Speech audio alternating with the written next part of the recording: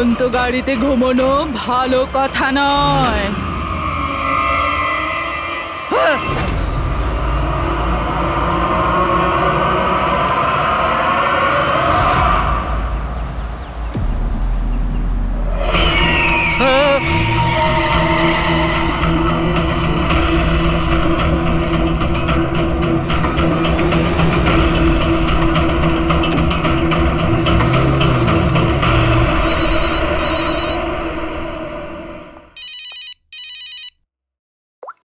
হ্যাঁ বিনীত। লীলা help me, লীলা help me. কি হয়েছে বিনীত, তুমি এত টেনশনে কেন? লীলা এরা আমাকে মেরে ফেলবে। লীলা কে মেরে ফেলবে বিনীত? তুমি কার কথা বলছো? লীলা আই থিংক আমি জীবনে আর কখনো তোমার সাথে দেখা করতে পারবো না। লীলা বিনীত বাজে বকা বন্ধ করো। কোথায় তুমি? তোমার এক্সাক্ট লোকেশন বলো। আমি সিবাস্টান রোডে আছি, পুরনো পোস্ট অফিসের কাছে। বিনীত একটা কাজ করো, তুমি ওখানেই থাকো, আমি ট্যাক্সি নিয়ে এক্ষুনি তোমাকে ওখানে নিতে যাচ্ছি। হ্যালো লীলা। হ্যালো বিনীত, তুমি ঠিক আছো? আরে এই ফোনটাও না। হ্যালো লীলা। এই ফোনটাও এক্ষুনি কাটার ছিল।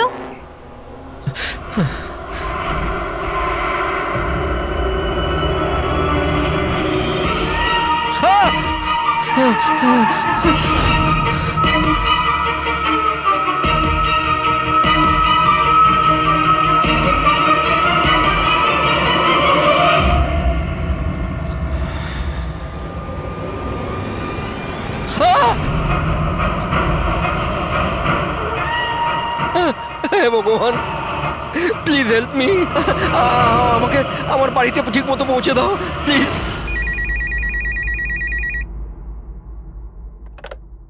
Hello, CID bureau. Hello ma'am. Ma'am please আমাকে হেল্প করুন। ম্যাম আমার স্বামী এই মুহূর্তে খুব বড় বিপদের মধ্যে আছে। কি স্যার, কি হয়েছে নাকি ওনার? ম্যাম ওর প্রাণ সংশয় হয়েছে, কেউ ওকে মারতে চায়। ম্যাম প্লিজ ওনাকে বাঁচিয়ে নিন ম্যাম প্লিজ। উনি কি এখন আপনার সঙ্গেই আছেন? না ম্যাম, ম্যাম এই মুহূর্তে উনি ওনার গাড়িতে আছেন, ওই সাবস্টেশন রোডের পাশে পুরনো যে পোস্ট অফিস আছে ওখানে। আচ্ছা শুনুন ম্যাম, দেখুন আমাদের দুজন অফিসার ওই এরিয়াতেই আছে। আপনি আপনার গাড়ির ডিটেলসটা বলুন। হোয়াইট ব্যাস্টার আছে আর গাড়ির নাম্বার হলো 2536। ম্যাম ওনাকে আপনি বাঁচিয়ে তো নেবেন ম্যাম। আপনি চিন্তা করবেন না, আপনার হাজবেন্ডের কিচ্ছু হবে না। ওকে প্রবীর, অভিজিৎকে ফোন করো আর ওকে গাড়ির ডিটেলসটা দিয়ে দাও। ওকে বলো যে ব্যাপারটা আর্জেন্ট।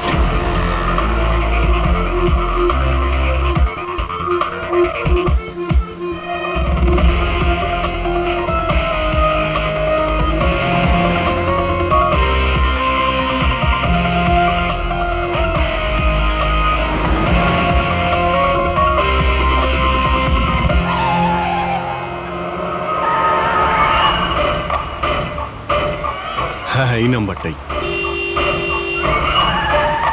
ও গাড়ি এইভাবে কেন চালাচ্ছে? এ তো অ্যাক্সিডেন্ট করে দেবে।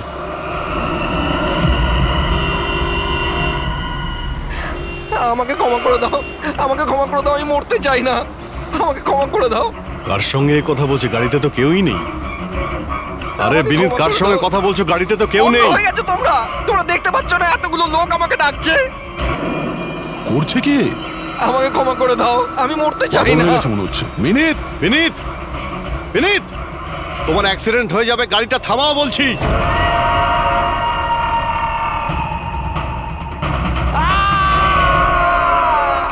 আঙ্কেল আমার সাথে খেলো না, খুব মজা হবে।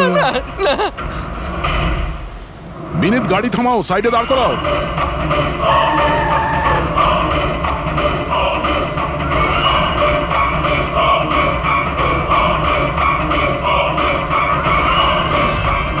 দাঁড়িয়ে যাও বিনীত, বিনীত।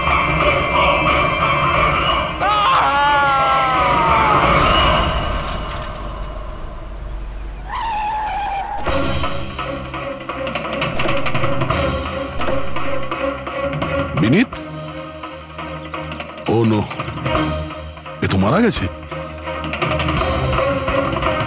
স্মেল আসছে।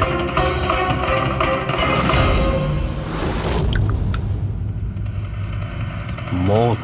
ড্রিঙ্ক করে গাড়ি চালাচ্ছিল, কিন্তু ও গাড়িতে কথা বলছিল কার সাথে? মদের নেশায় ভুলভাল বকছিল। মদ খেলে তো এটাই হয়, অ্যাক্সিডেন্ট। আপনি তো আমাকে কথা দিয়েছিলেন না যে বিনীতের কিচ্ছু হবে না, তো এটা কি হয়ে গেল? দেখুন ম্যাডাম, যদি ওনার অন্য কোনো দের হাত থেকে প্রাণ সংশয় থাকতো আমরা ওনাকে নিশ্চয়ই বাঁচাতাম, কিন্তু উনি তো নিজেই মদ খেয়ে গাড়ি চালাচ্ছিলেন। আপনি তো জানেন এটা কতটা ডেঞ্জারাস। না, ওনার প্রাণ ওনার নিজের জন্য যায়নি, বরং তাদের জন্য গেছে যারাও এতদিন ধরে ওকে বিরক্ত করছিল। কারা? সকাল সন্ধে ঘুমিয়ে জেগে সব সময় ওকে বিরক্ত করত। উনি এতটাই চিন্তিত হয়ে গিয়েছিলেন যে উনি নিজের বিজনেসেও পুরোপুরি নজর দিতে পারছিলেন না। কোন লোকের কথা বলছেন আপনি? একটু পরিষ্কার করে বলুন। ম্যাম, বিনীতের মৃত্যু আমাদের সামনে হয়েছে, আর ওই সময় ও ছাড়া গাড়িতে কেউ ছিল না। তাহলে ওর মৃত্যুর দোষ আপনি অন্য কারোর ঘাড়ে চাপাচ্ছেন কেন? কারণ ওনার খুন হয়েছে। মার্ডার, এটা মার্ডার। মার্ডার হয়েছে? আপনি কি জানেন কারা করেছে এটা? আত্মারা। হতে পারে আপনারা ওই আত্মাটাকে দেখতে পাননি, কিন্তু বিনীত ওদের পরিষ্কারভাবে দেখতে পেত। সিআইডিরা আত্মাটাত্মায় বিশ্বাস করে না। আপনিও মানতেন স্যার, যদি আপনি 2 সপ্তাহ আগের ঘটনাটা দেখে থাকতেন। লীলা ওঠো, ওঠো লীলা, লীলা ওঠো। বিনীত, বিনীত।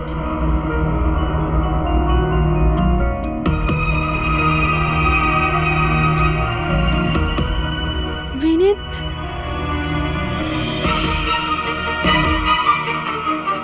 বিনীত, কি হয়েছে বিনীত? ওই দেখো, আলমারির ওপরে। কি আছে ওখানে বিনীত? লীলা, আলমারির উপরে কেউ আমাকে দেখছে, আমাকে শুতে দিচ্ছে না। বিনীত, ওখানে কিচ্ছু নেই, কিচ্ছু নেই। তুমি না নিশ্চয়ই কোনো খারাপ স্বপ্ন দেখেছো। চলো শোবে চলো। আমি কোনো স্বপ্ন দেখিনি। ওই দেখো এখনো দেখছে আমাকে। তুমি কেন দেখতে পাচ্ছ না? বিনীত, ওখানে কিচ্ছু নেই। তোমার শরীর ঠিক নেই বিনীত, চলো তুমি এসে শুয়ে পড়ো। চলো, কিচ্ছু নেই বিনীত। তুমি না খারাপ স্বপ্ন দেখেছো, তার জন্য এরকম হচ্ছে। সরি, আমাকে ক্ষমা করে দাও প্লিজ। 1 মিনিট। আর এই বিনীত কি কারণে ক্ষমা চাইছিল? এটা তো আমিও জানি না স্যার। বিনীত কাজ কি করতো? স্যার, ওনার কোম্পানি হসপিটালে মেডিকেল ইকুইপমেন্ট সাপ্লাই করতো। আপনি শিওর যে ওই বিনীতকে খুন আত্মাই করেছে? স্যার, আমার আগে তো এটা মনে হয়নি, কারণ না তো আমি কোনোদিন কোনো আত্মা দেখেছি, আর না কোনোদিন কোনো আওয়াজ শুনেছি। কিন্তু পরে আমার বিনীতের কথাই বিশ্বাস হতে লাগলো যে ও সত্যি কথা বলছে।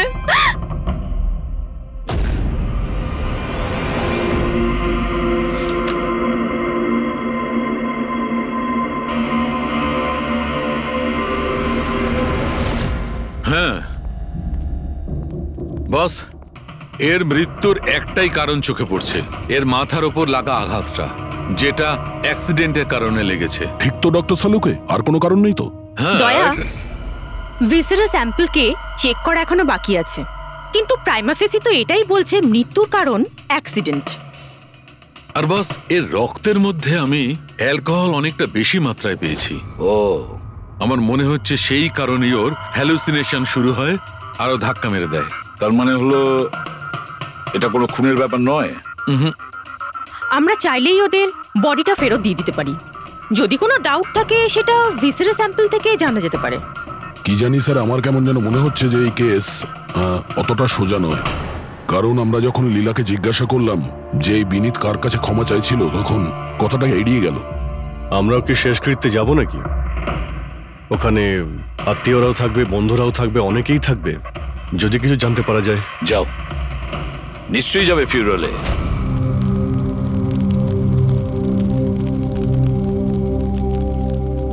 ঠিকই হয়েছে, মরে গেছে। খারাপ লোকেদের সাথে এটাই হওয়া উচিত। তুমি একদম ঠিক বলেছো, এই ধরনের লোকের এরকমই মৃত্যু হওয়া উচিত। ব্যাস, আর ওই দিনটার অপেক্ষা করছি যেদিন ওই দুজনেরও চিতা জ্বলতে দেখব। ওই দিন আমি তোমাদের দুজনকে অনেক বড় পার্টি দেব। কি সমস্যা কি তোমার? হ্যাঁ, এখানে একটা শোক পালন করার জায়গায় উৎসব পালনের কথা বলছো তোমরা? কেন করব না উৎসব? আরে আসল উৎসব তো সেদিন হবে যেদিন এই দুজনেরও চিতা জ্বলবে। ওরা দুজনে চিতায় উঠুক কি না উঠুক, তুমি সিআইডি রাতে ঠিকই আসবে। স্যার, আপনারা যদি সিআইডির লোক হন তাহলে অপরাধীদের সাহায্য করার বদলে আমাদেরকে ন্যায় বিচার দেওয়া উচিত। এক মিনিট, কি বলতে চাও পরিষ্কার করে বলো। স্যার, আমার নাম পুনিত, আর আমার বাবা পার্পল হসপিটালে ভর্তি ছিল। ভেন্টিলেটরে ছিলেন। ডাক্তারবাবু, নার্স, ডাক্তারবাবু কোথায়? আমার বাবা মারা যাবে এক্ষুনি। প্লিজ ডাক্তারবাবুকে বলুন। কি হয়েছে? কেন চিৎকার করছেন? চিৎকার করবো না তো কি করবো? আমার বাবা ওখানে মারা যাচ্ছে আর আপনাদের স্টাফ এখানে বসে মাছি মারছে। আপনি আগে শান্ত হন প্লিজ। আপনি পেশেন্টের কাছে যান, আমি দেখছি। তাড়াতাড়ি করুন প্লিজ। হ্যাঁ। ম্যাম, একটা ঘটনা ঘটে গেছে। সমস্ত ভেন্টিলেটর এক এক করে বন্ধ হচ্ছে। কি? হ্যাঁ ম্যাডাম, আমাদের দুজন ডাক্তার ম্যানুয়ালি অক্সিজেন দেওয়ার চেষ্টা করছে। ম্যাডাম, সবার সাথে এরকম হওয়াটা ঠিক নয়। যদি ভেন্টিলেটর ঠিক না হয় তাহলে পেশেন্টরা মরে যাবে। আরে আস্তে বলো। আরে এটা হসপিটালের রেপুটেশনের ব্যাপার। এটা যদি পেশেন্টের বাড়ির লোকেরা জানতে পারে না তাহলে একটা ঝামেলা হয়ে যাবে। ডক্টর, আপনারা প্লিজ 2 মিনিট সময় দিন, আমরা সলিউশন বার করছি। ম্যাম, এক এক করে সব ভেন্টিলেটর বন্ধ হয়ে যাচ্ছে। তুমি যাও বাকি ওয়ার্ডসগুলো চেক করো। যাও। Okay ma'am. আরে ওই আমাদের সাপ্লায়ার বিনীতকে ফোন করো না, ওই সব কিছু ব্যবস্থা করে দেবে। প্লিজ টেনশন নেওয়ার কোনো ব্যাপার নেই। ডক্টর মেহেক, হচ্ছে কি এসব? স্যার, ভেন্টিলেটর সব বন্ধ হয়ে গেছে স্যার। আপনারা প্লিজ শান্ত হন, আমি কথা বলছি। স্যার, এক এক করে সমস্ত ভেন্টিলেটর বন্ধ হয়ে যাচ্ছে স্যার। কি? এটা কিভাবে হতে পারে? তো কোনো হসপিটালে ফোন করো না, ওখান থেকে আনাও। আরে রাজা, ফোন লাগাও। আর মেহেক, একটা কাজ করো, এখানে যে টেকনিশিয়ান আছে ওকে ডাকো। রাজা, কি হলো তোমার? তুমি কি শুনতে পাচ্ছ না স্যার কি বললেন? আপনারা কি ডিসকাস করে টাইম ওয়েস্ট করছেন? আমার বাবা মারা যাবে ওখানে। আপনি প্লিজ একটু শান্ত হন, আমরা এক্ষুনি যাচ্ছি। Please ma'am, sir. Ma'am, very bad news. 2টো পেশেন্টের জীবন চলে গেছে। 5টা পেশেন্ট খুব ক্রিটিক্যাল অবস্থায় আছে। স্যার, আজ আমাদের পরিবারের লোক আমাদের সাথে নেই। এর জন্য দায়ী শুধুমাত্র এই 3 জন লোক, বিনীত, মেহেক আর রাজা। আচ্ছা, এই বিনীত তো ইকুইপমেন্ট সাপ্লাই করতো, তাই না? হ্যাঁ স্যার। আর বাকি দুজন? স্যার, যেদিন এই ঘটনাটা ঘটেছিল সেদিন মেহেক ডক্টর ইনচার্জ ছিল আর রাজা হসপিটালে অ্যাডমিন সামলাতো। আচ্ছা, এনারা দুজনে কি শুধু হসপিটাল থেকে এসেছেন নাকি ওখান থেকে আরো অনেকে এসেছেন? এসছে স্যার, ওই হেড নার্স পরিণীতা, ওই শেখর যে মেনটেন্যান্সে ছিল, আর উনি ডক্টর কেদার, এই হসপিটালের মালিক। ঠিক আছে, এখন শান্ত হয়ে যাও। আমরা এই মামলার গভীরে যাব। যদি তোমার বাবার সঙ্গে কোনো অন্যায় হয় তো ন্যায় বিচার তুমি নিশ্চয়ই পাবে।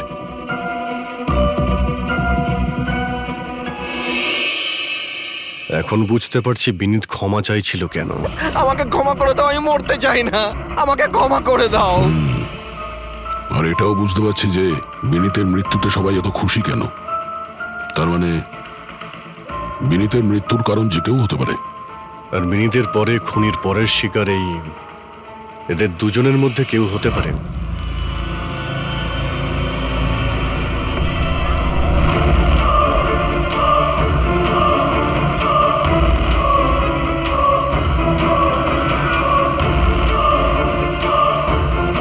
আমাকে ক্ষমা করে দাও। তুমি আমাকে কেন মরতে দিলে? আমার পিছু নিও না।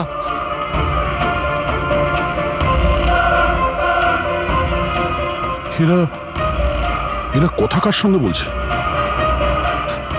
আমার পিছু নিও না। আরে সেই কাল্পনিক লোকগুলোর সঙ্গে যার সঙ্গে বিনীত কথা বলছিল। চাইলে তুমি আমাকে বাঁচাতে পারতে, কেন মরতে দিলে আমাকে? এবার তুমিও মরার জন্য তৈরি হয়ে যাও। আর এই মহিলারও একই কেস মনে হচ্ছে।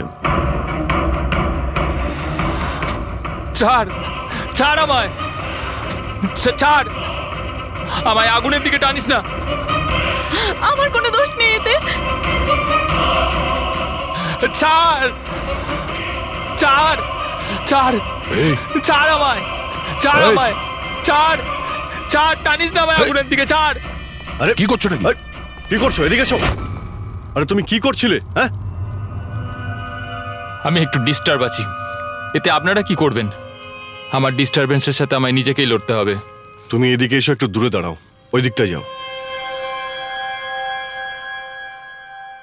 তাহলে অনেক লোক আছে যারা বিনীতের মৃত্যু সংবাদ শুনে আনন্দিত। হ্যাঁ হ্যাঁ স্যার, আর এখন ওরা মেহেকার রাজার মৃত্যুর খবর শুনতে চাইছে। রাজা আর মাহাকের ব্যবহারটাও খুব একটা নর্মাল লাগছিল না স্যার, অনেকটা ভয়ে ভয়ে ছিল স্যার, বিনীতের মতো। স্যার ভিসেরা স্যাম্পলের রিপোর্ট চলে এসেছে। গুড। কোনো গন্ডগোল আছে? হ্যাঁ, একজন সাধারণ মানুষের রক্ত যতটা লাল হয়, বিনীতের রক্ত তার থেকে অনেক বেশি লাল ছিল। ও, এখন বুঝতে পারছি যে বিনীত কেন আত্মা দেখতে পেত। কেন স্যার?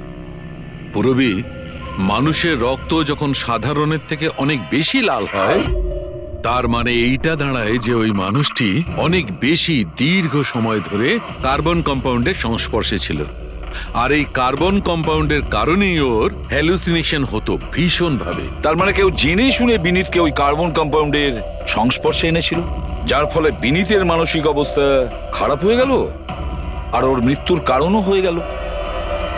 স্যার, খুনি এই কার্বন কম্পাউন্ড পেল কোথায়? এই আমাদের আশেপাশেই সব জায়গায় কার্বন কম্পাউন্ড ছড়িয়ে আছে। মডার্ন জীবনে আমরা যতগুলো মেশিনারি ব্যবহার করছি, ওই সবগুলো, প্রায় সবগুলো কার্বন কম্পাউন্ড ছড়ায়।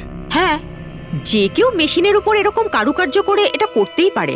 তার মানে বিনীত গাড়িতে বসার আগে এরকম কোনো কেমিক্যালের সংস্পর্শে এসেছিল, যার জন্য ওর এইসব হ্যালুসিনেশন এইসব হচ্ছিল। স্যার ঠিক কথা বস। গাড়িটার এক্সস্ট সিস্টেমটা চেক করতে হবে। গন্ডগোলটা ওখানেই হয়েছে।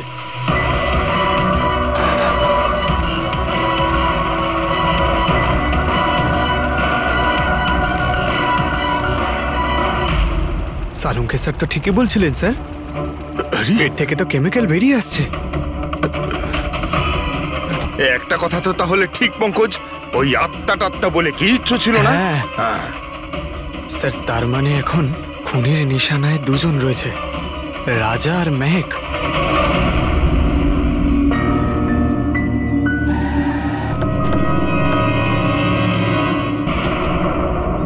শ্মশানে রাজার ব্যবহারটা খুব একটা ঠিক ছিল না, এখনো ওর মানসিক অবস্থা ঠিক নয়।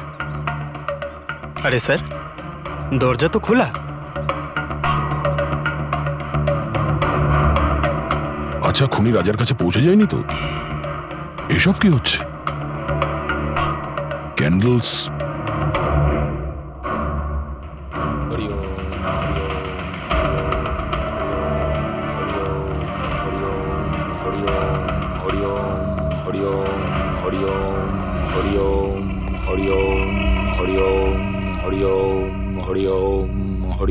রাজা,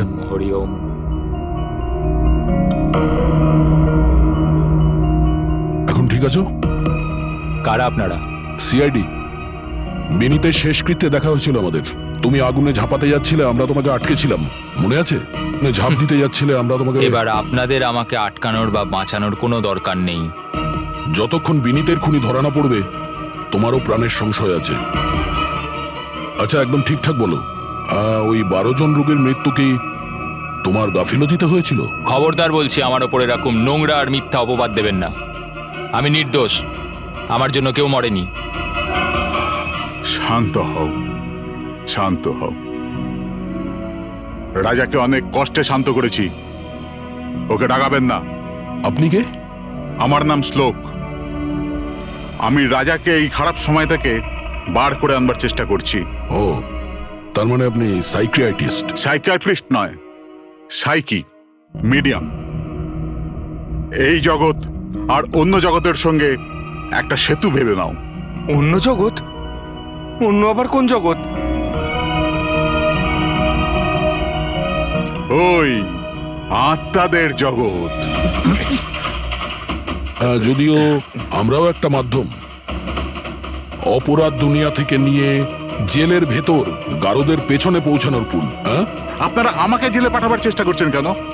আমি তো রাজাকে আত্মাদের থেকে বাঁচাবার চেষ্টা করছি। রাজাকে আত্মার থেকে নয়, কেমিক্যাল পয়জন থেকে বাঁচানোর দরকার। আর বন্ধ করো তোমার এই ঢং, বুঝেছো? স্যার, ও কোন দিকে ইঙ্গিত করছে?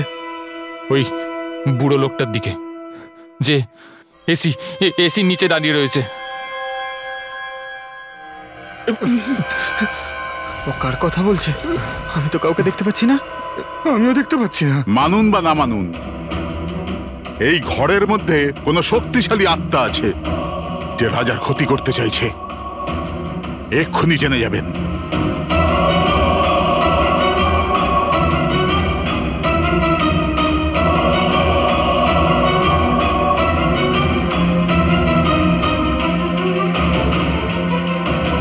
মিটার দিয়ে আত্মা দেখা যাবে?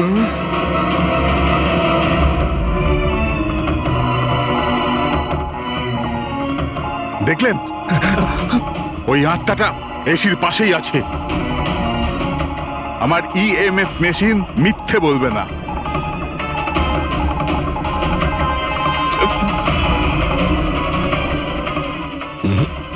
তবে আমাদের ওই মিটার ভুল হতে পারে না, বুঝলে ফ্রেডি? মনে হচ্ছে রাজারও কার্বন কম্পাউন্ডের অ্যাকশন ওর গাড়ির থেকেই হয়েছে। একটা কাজ করো, এই মিটারটা নিয়ে যাও, ওর গাড়িটা চেক করো। ফ্রেডি। পঙ্কজ, তাহলে বলো, তুমি বিনীতের ফিউরিনালে কি দেখেছো? আমি কাউকে দেখিনি, আমি কিছু দেখিনি। মিথ্যা কথা বলো না। যদি কিছু দেখেই না থাকো তাহলে পালালে কেন? আমি মিথ্যে বলছি না, আমি সত্যি কাউকে দেখিনি। আচ্ছা, হাসপাতালে যে 12 জন মারা গিয়েছিল সেটা কি তোমার গাফিলতির জন্যই হয়েছিল? আমার গাফিলতিতে? দেখুন, আমার দ্বারা যতটা সম্ভব আমি সব চেষ্টা করেছি। আমি ডাক্তার কেদারের সঙ্গে কথা বলেছিলাম, কিন্তু উনি তো কোনো অ্যাকশনই নিলেন না। তাহলে আমি আর কি করতে পারি? আচ্ছা, তার মানে হলো এটা ডক্টর কেদারের ভুল। ওনার থেকেও তো বেশি দোষ ছিল ওই রাজা। ওর একবার দেখা উচিত ছিল যে ভেন্টিলেটরস গুলো কাজ করছে কি না, ওগুলো সময় মতো সার্ভিসিং হচ্ছে কি না। তাহলে কি দোষী রাজা? রাজা আর বিনীত দুজনেই। বিনীতেরও ভেন্টিলেটর সাপ্লাই করার আগে দেখে নেওয়া উচিত ছিল যে ওগুলো ঠিকঠাক কাজ করছে কি না। কতগুলো জীবন নির্ভর করছিল ওই ভেন্টিলেটরস গুলোর উপরে।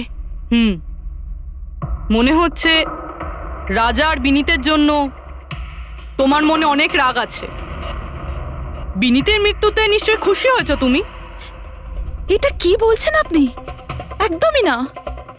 আমি একজন ডক্টর, আর আমার কাজ হলো একজন পেশেন্টের জীবন বাঁচানো। কারণ মৃত্যুতে আমি কি করে খুশি হব?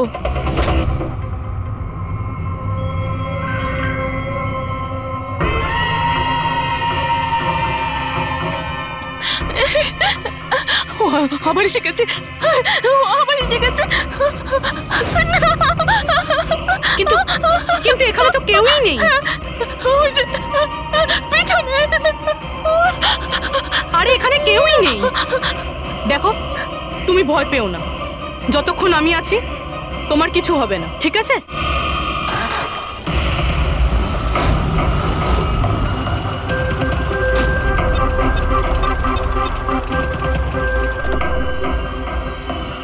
গাড়ির এসিতে তো কার্বন কম্পাউন্ড নেই।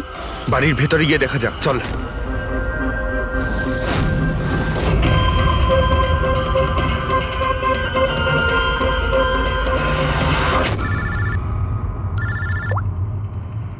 হ্যাঁ পূরবী,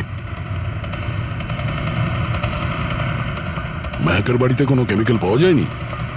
ঠিক আছে, যতক্ষণ ওই খুনি ধরা না পড়ে ততক্ষণ তুমি ওর সঙ্গেই থাকো, ঠিক আছে? স্যার, হ্যাঁ, কার্বন কম্পাউন্ড এখানে কোথাও নেই। কোথাও কোনো কেমিক্যাল পাওয়া যাবে না। বিজ্ঞানের জগৎ আর কেমিক্যালের জগতের বাইরেও আর একটা জগৎ আছে। মানুন অথবা না মানুন। চুপ, মুখ বন্ধ। যতক্ষণ বলতে না বলবো মুখ খুলবে না।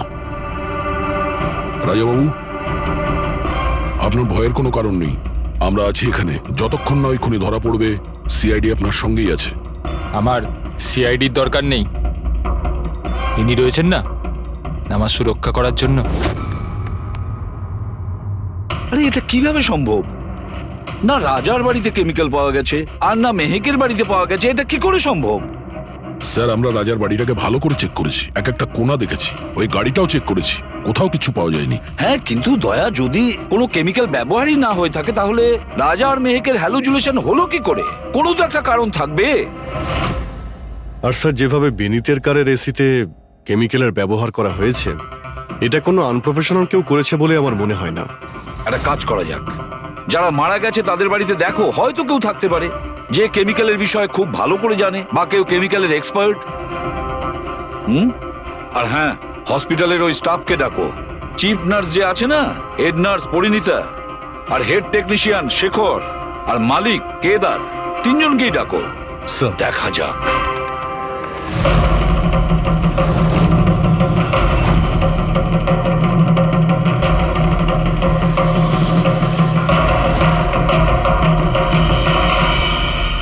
তোমার নাম শেখর, তাই তো? Yes sir. হসপিটালের হেড মেকানিক,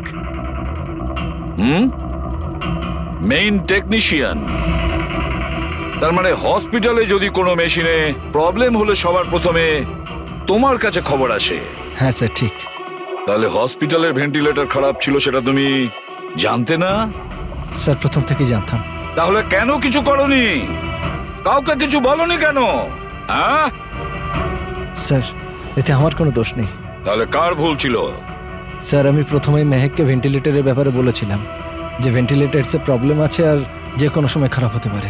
এটা তুমি ভেন্টিলেটর বন্ধ হওয়ার আগেই জানিয়েছিলে? ইয়েস স্যার, 1 সপ্তাহ আগে। ম্যাম, আমি আপনাকে একটা নোটিশ পাঠিয়েছিলাম, ওয়ার্ডের ভেন্টিলেটরগুলো ঠিকমতো কাজ করছে না। ও, আমি তোমার চিঠিটা পড়েছি শেখর, তুমি টেনশন নিও না, আমি কিছু একটা করছি। কিন্তু ম্যাম, ব্যাপারটা খুব আর্জেন্ট। হ্যাঁ হ্যাঁ, আমি জানি। ডক্টর মেহেক। ইয়েস ম্যাম, আপনাকে অ্যাকাউন্টস ডিপার্টমেন্টে এক্ষুনি ডেকেছে। ও হ্যাঁ, আসছি। ডোন্ট ওয়ারি শেখর, আমি নিশ্চয়ই কিছু ব্যবস্থা নেব, পাক্কা। কিন্তু স্যার, উনি আমার কথাটা সিরিয়াসলি নিলেন না। হ্যাঁ, মেহেক ভেন্টিলেটরস খারাপ হওয়ার সময় পেশেন্টদের বাঁচানোর খুব চেষ্টা করেছিল, কিন্তু রাজা স্যার এত ঘাবড়ে গেলেন যে কিছু করতেই পারলেন না। শেখর বাবু, তুমি কতটা সত্যি বলছো আর কতটা মিথ্যে সেটা তো আমরা জেনেই নেব। স্যার, মেহেকের কোনো ভুল ছিল না। ও ভেন্টিলেটর খারাপ হওয়ার কথা আমাকে প্রথমেই বলে দিয়েছিল। তারপর আপনি কি করলেন? স্যার, আমি হসপিটালের অ্যাডমিন হেডকে বলে দিয়েছিলাম, রাজাকে, কারণ হসপিটালের যতগুলো মেশিন আছে সেগুলো দেখাশোনার দায়িত্ব অ্যাডমিন হেডেরই। তাহলে এই সমস্ত কিছু আপনি রাজাকে বললেন আর আপনার দায়িত্ব শেষ হয়ে গেল। আপনি তো এই হসপিটালের মালিক, তাই না? তাহলে এভাবে দায়িত্ব শেষ হয়ে যায় কি করে আপনার? স্যার, আমি আমার দায়িত্ব পালন করেছি, সেই জন্য তো আমি নিজে গিয়েছিলাম রাজার কেবিনে। রাজা। হ্যাঁ স্যার। এসব কি করছো? আরে এগুলো দরকারি নয়।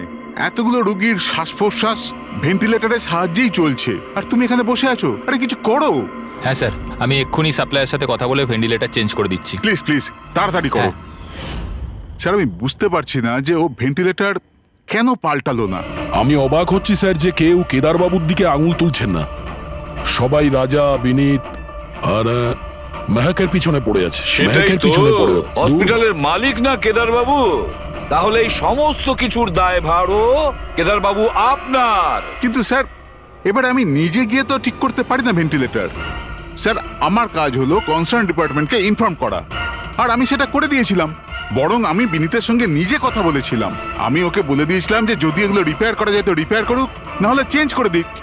কিন্তু ও কোনো অ্যাকশনই নিল না। এ কোনো অ্যাকশন নেয়নি, সে কোনো অ্যাকশন নেয়নি। আপনি কি অ্যাকশন নিয়েছিলেন? আর দোষ দিচ্ছেন বিনীতকে, যে কিনা মারা গেছে, বা রাজার, যে উত্তর দেওয়ার পরিস্থিতিতে নেই। স্যার, যেটা সত্যি ছিল ওটা আমি আপনাদের বলে দিলাম। সেটা এবার মানবেন কি মানবেন না স্যার, আপনাদের ব্যাপার। পরিণীতা স্যার।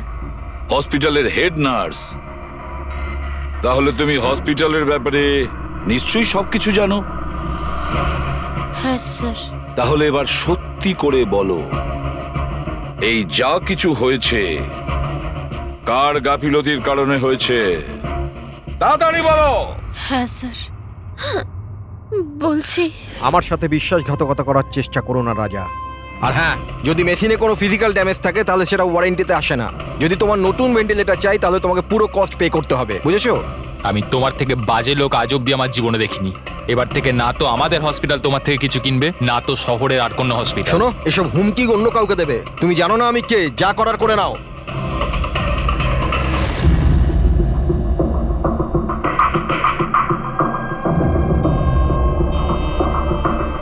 এই যা কিছুই হয়েছে এই রাজা আর বিনীতের ঝগড়ার কারণেই হয়েছে। দুজনের ঝগড়াতে স্যার এতগুলো লোকের প্রাণ চলে গেল। তবে নতুন ভেন্টিলেটরের ব্যবস্থা রাজার করা উচিত ছিল। স্যার, এই রোগীদের পরিবারের মধ্যে 3 জন এমন আছে যারা কেমিক্যাল ইঞ্জিনিয়ারিং করেছে। আচ্ছা, 3 জন? তাহলে ওদের ঠিকুজি কুষ্টি বের করো, দেখি কি আছে।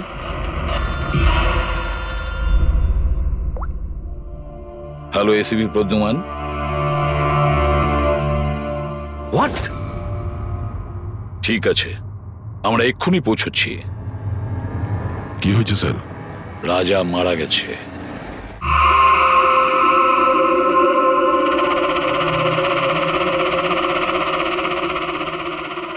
দয়া, এর মৃত্যু তো মাথায় চোট লাগার কারণেই হয়েছে। মনে হচ্ছে ছাদ থেকে লাফ দিয়েছে। হতে পারে হ্যালুসিনেশন এত জোরে হয়ে গেছে যে ঘাবড়ে গিয়ে রাজা উপর থেকে ঝাঁপ মেরে দিয়েছে। আর তুমি খেয়াল রাখছিলে না এর? এই খেয়াল রেখেছো তুমি? হ্যাঁ স্যার, রাজা তো একদম শান্ত হয়ে শুয়ে পড়েছিল। আমি কি করে জানবো যে হঠাৎ করে উঠে পড়বে আর আত্মহত্যা করে ফেলবে? যখন এটা হয়েছিল তুমি কোথায় ছিলে? হ্যাঁ স্যার, আমি অন্য ঘরে শুয়েছিলাম। তখনই আমি রাজার জোরে জোরে চিৎকার শুনলাম। আমি এই আত্মাদের সহ্য করতে পারছি না, আমার নিস্তার চাই, মুক্তি চাই।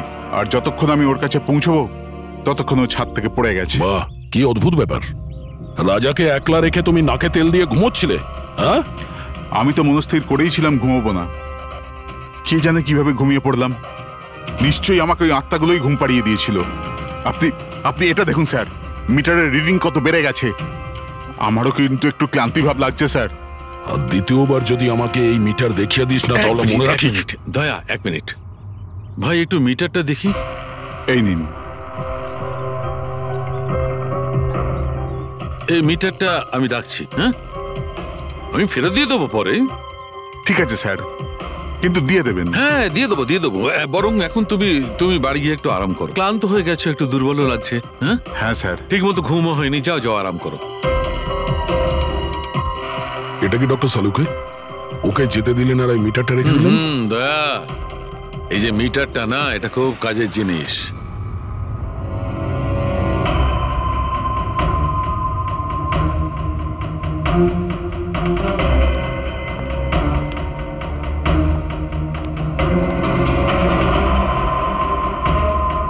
এই ঘরটা চেক করছি। হ্যাঁ ডক্টর, নেই। ওপরে যাওয়া যাক।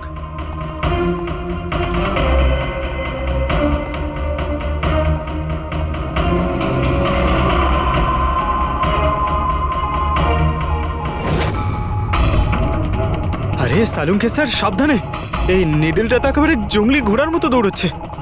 মাই গড, আমরা এখানে এইভাবে দাঁড়িয়ে থাকতে পারি না দয়া। আমাদের প্রোটেক্টিভ পোশাক পরতে হবে। Protective gears? ওটা কি কারণে ডক্টর? আরে দয়া, আমাদের সুরক্ষার জন্য।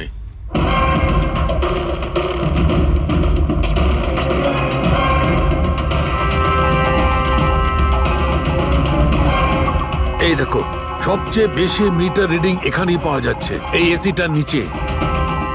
মনে স্যার ওই পঙ্কজ, খবরদার যদি আত্মার নাম নিয়েছো। স্যার, এই মিটারটা কোন দিকে ইঙ্গিত করছে? বলছি, বাইরে চলো।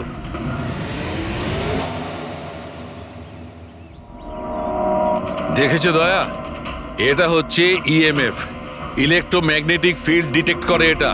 Electromagnetic fields? এগুলো তো আজকাল সব ইলেকট্রিক অ্যাপ্লায়েন্সের মধ্যে হয় ডক্টর। TV, fridge. একদম ঠিক দয়া, কিন্তু ওই অ্যাপ্লায়েন্স গুলোর ইএমএফ হিডেন থাকে, লুকোনো থাকে, যাতে মানুষের উপর খারাপ প্রভাব না পড়ে। কি খারাপ প্রভাব? এইটার কারণে লোকেদের নশিয়া হতে পারে, ঘুম না হতে পারে, মন খারাপ হতে পারে। আর যদি অনেকক্ষণের সংস্পর্শে থাকে তাহলে হ্যালুসিনেশন হওয়াটা কোনো বড় কথা নয়। ও, তার মানে রাজার এই হ্যালুসিনেশন কোনো কেমিক্যালের জন্য হয়নি, নিজের ঘরের ইলেকট্রনিক জিনিসপত্রের জন্যই হয়েছে, কারণ ওগুলোর ইএমএফ ঢাকা ছিল না। একদম। তার মানে কেউ জেনে বুঝে এগুলোকে গন্ডগোল করে দিয়েছে। হতে পারে দয়া। এমনিতেই রাজা মনে মনে খুব কষ্ট পাচ্ছিল, খুব দুঃখ পেয়েছিল রোগীদেরকে বাঁচাতে পারেনি বলে। সেই জন্য হ্যালুসিনেশন ওর কাছে আফসোসের রূপে ধরা দিয়েছিল। হতে পারে এই অনুতাপের জন্য বিনীতেরও মৃত্যু হয়েছে। একদম ঠিক। আর ওই অশোক, ওরও দুর্বলতা সেই জন্যই মনে হচ্ছিল, যেহেতু ও এই ইএমএফ এর সংস্পর্শে অনেকক্ষণ ছিল। এখানে ওই কার্বন কম্পাউন্ড পাওয়া যায়নি। এটা কি করে দয়া? কারণ এখানে তো ইএমএফ এর ব্যবহার হচ্ছিল, আর সবচেয়ে বেশি রিডিং উঠছিল বেডরুমে এসির কাছে। তার মানে বেডরুমের এসিতে কোনো কারুকাজ করা হয়েছে। তাহলে তুই মেহেকের বাড়িতে ওই ইএমএফ হনো। আমার তাড়াতাড়ি পুরবীকে ইনফর্ম করতে হবে।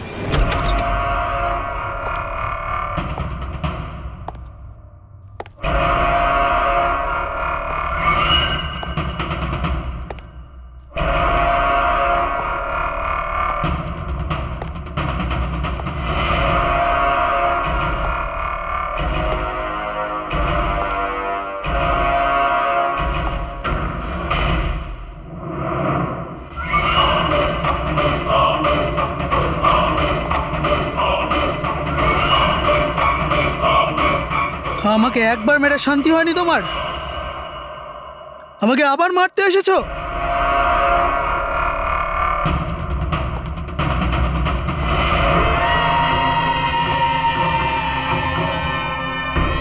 তুমি? আমি তোমাকে সেলফ ডিফেন্সে মেরেছিলাম। আর তাছাড়া তুমি একজন অপরাধী। অপরাধীদের কি পরিবার থাকে না? তোমার জন্য আমার মেয়ে অনাথ হয়ে গেছে। আর এই রক্ত দেখছো, সব তোমার জন্য। আমি আর তোমাকে ছাড়বো না। দেখো, আমার কাছে আসবে না। আমি কিন্তু মেরে দেবো। আমি তোমাকে ছাড়বো না। আমার কাছে আসবে না। আমি কিন্তু বলছি মেরে দেবো। আমি বলছি আমার কাছে আসবে না। আমি মেরে। রবি, কি করছো তুমি? ছাড়ো এটা। স্যার, ওই যে ওই লোকটা। কি? স্যার, এখানে। স্যার, ওনাকে ধরুন। উনি আমাকে মারতে চান। এক মিনিট, আগে এখান থেকে বাইরে চলুন। তাড়াতাড়ি চলো, প্লিজ তাড়াতাড়ি, প্লিজ তাড়াতাড়ি, ফার্স্ট। এই হলো সেই তিনজন যাদের সম্পর্ক কেমিক্যাল ইঞ্জিনিয়ারিং এর সঙ্গে আছে। সুহাস, দীপক আর কিশোর। খুনিদের মধ্যে যে কেউ হতে পারে। না অভিজিৎ, কারের এসিতে কেমিক্যাল ফিক্স করাটা অন্য ব্যাপার, আর ইলেকট্রোম্যাগনেটিক ফিল্ডকে এত চাতুর্যের সঙ্গে ব্যবহার করাটা অন্য কথা। আমার মনে হচ্ছে ও এমন একজন লোক যার সায়েন্সে, মেডিকেল সায়েন্সের উপর খুব ভালো দখল আছে। হয়তো কোনো ডক্টর অথবা সায়েন্টিস্ট। যেই করুক, সে ইলেকট্রোম্যাগনেটিক ফিল্ড ভালো মতন ব্যবহার করেছে, যাতে মেহেক আর রাজা ওরা দুজনেই যাতে ইএমএফ এর সংস্পর্শে থাকে। হতে পারে হসপিটালে ওরা দুজন নিজেদের কাজ করছিল, তখনও এই ইএমএফ ওখানে উপস্থিত ছিল। তাহলে স্যার, হতে পারে হসপিটালের কোনো মেশিনের সাথেও গন্ডগোল করা হয়েছে। নিশ্চয়ই দয়া, নিশ্চয়ই। আর এটা ওই করেছে, হসপিটালের ভেতরেরই কেউ। তাহলে এই হলো সেই জায়গা যেখানে মেহেক আর রাজা বসতো। হ্যাঁ স্যার। আর কে কে যাওয়া আসা করতো এখানে? স্যার, শুধু স্টাফেদেরই ভেতরে যাওয়ার পারমিশন ছিল। তাও যদি কোনো কাজ থাকতো তাহলে। মানে বাইরের কেউ এখানে ঢুকতেই পারতো না? না স্যার, এমনকি রুগীদেরও এখানে ভেতরে আসার অনুমতি ছিল না। তার মানে তো এটা বোঝা গেল যে স্টাফেদের মধ্যেই কেউ, মানে আপনাদের মধ্যেই কেউ একজন খুনি। এ আপনি কিভাবে বলতে পারেন? এটা আমরা বলছি না, এটা এই ইএমএফ মেশিনটাই আমাদের সবকিছু বলে দিয়েছে। আর এই ইএমএফ মেশিনের হিসাবে এই এসির সাথে কোনো গন্ডগোল করা হয়েছে। তার মানে রাজা আর মেহেককে মারার চেষ্টা করা হয়েছিল, কিন্তু বেচারা রাজা মারা গেছে। এসির সাথে গন্ডগোল? কি বলছেন আপনি? আমি তো কিছু বুঝতেই পারছি না। এই কথাটা এই রুমে থাকা শুধুমাত্র সেই বুঝতে পারবে যে নিজেই খুনি। আর ও আজ এখানে প্রোটেক্টিভ গিয়ার পরে এসছে, যাতে ইলেকট্রোম্যাগনেটিক ফ্রিকোয়েন্সিতে তার কোনো ক্ষতি না হয়, তাই তো? কি সে?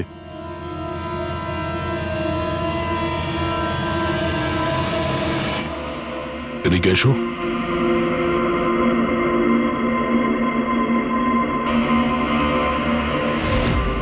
ফ্যাশন সেন্স তো তোমার খুব ভালো, শেখর। জামা কাপড়ের ভেতরে এই সুরক্ষা কবচ। দেখো, তোমার সমস্ত প্ল্যান আমরা জেনে ফেলেছি। তোমার ব্যাপারে সমস্ত খোঁজ খবর নিয়েছি। তুমি এখানকার এমন একজন টেকনিশিয়ান যে এসির সঙ্গে কোনো গন্ডগোল করতে পারে। এখন তাড়াতাড়ি বলো, কেন করেছো তুমি এসব? হ্যাঁ, আমি করেছি এসব।